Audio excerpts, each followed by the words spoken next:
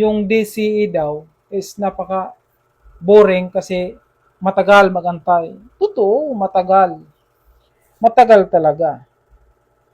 Kasi yung stock market or crypto is waiting game talaga ito. Pag na inip ka, possible, matatalo ka. Kasi unang-una, hindi pa sa tamang panahon bumili ka. Di ba? Ganun lang naman yun eh. Yung reason ko kasi dito, hindi naman yung pinapang trade ko kasi dito, talaga nakalaan pang trade talaga.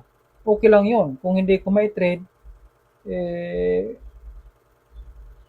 pumipitik-pitik naman ako doon sa mga lookup na crypto para medyo at least 5%, kung timpitik, alis.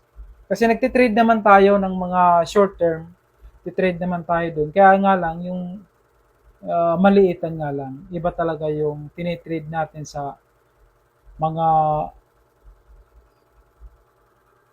medyo malalaking